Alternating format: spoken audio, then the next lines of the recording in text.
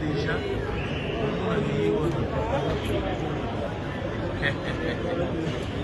Sika déjà ce monde de bien. Allez, on te donne mon like.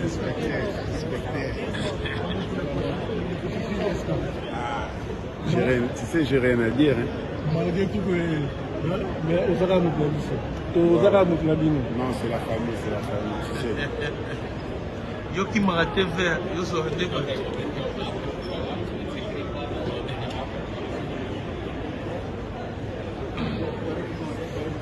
Donc bon, bachelo kuna, na bine le contour. Sans moto.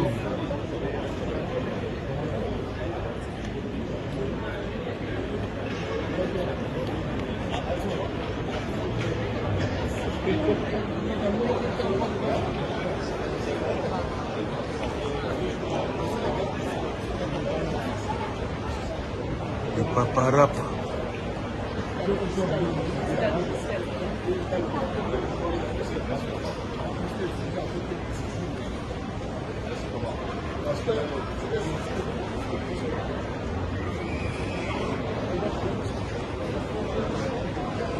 Oh, voici.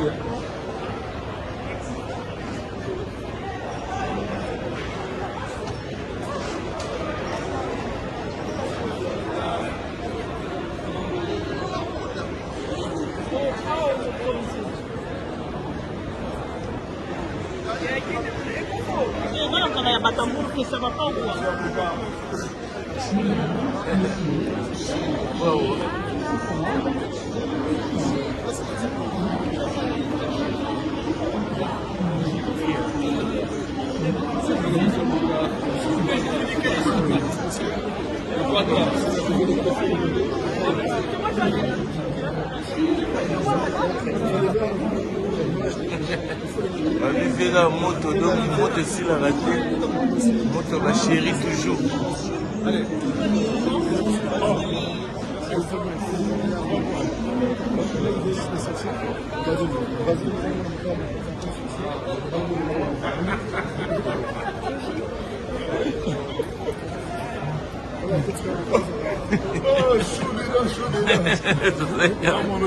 Salut, ça va?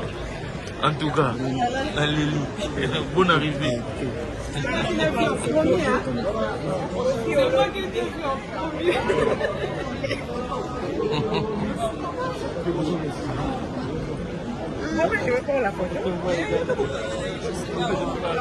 Mon Dieu, tu sais que journaux sont mystiques. Peter, c'est un piment.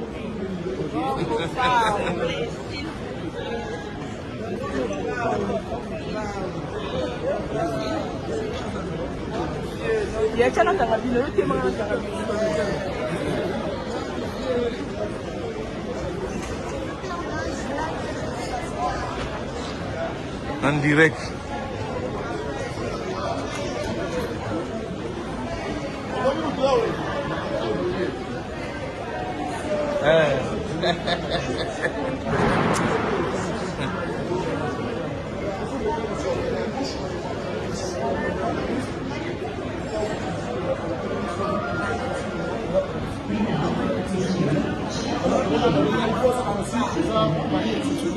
Alors que vous avez autre chose.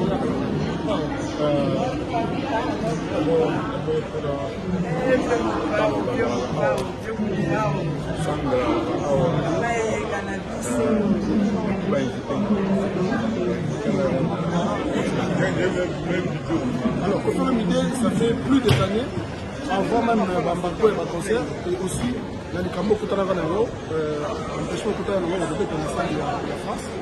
De l'Oyo, il faut les inviter, il a fait l'école en Algérie. Ça vous fait comment? Pour la première fois maintenant, il y a des gens qui après le retour de musique. C'est un beau gars. C'est pour ça qu'on le voit.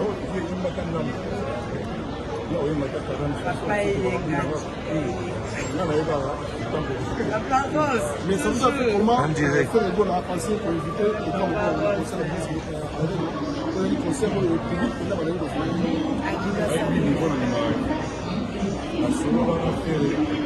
avant la musique, solo na ye biso mibale ya premier fois kermesi ya salon na banda wana zana ndenge bamoka ye atiki koyeba oza koyeba oza champion moko soki na ye auti voyage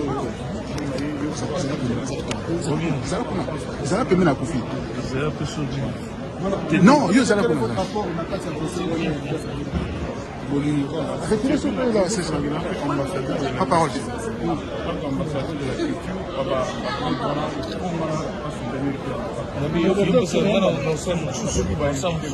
yo ça mosusu mais est-ce qu'ils sont invités on voit que c'est des amours sincères mais est-ce que parce que chaque personne de la c'est pas pour nous d'autres artistes non on nous nous sommes invités oui la fête comme ça comme il y a un anniversaire à bateau on nous ça là donc il y a un mariage à bateau on nous ça là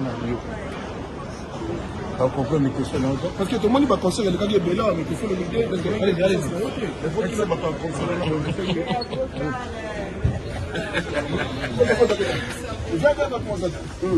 il faut tout le bateau va conseiller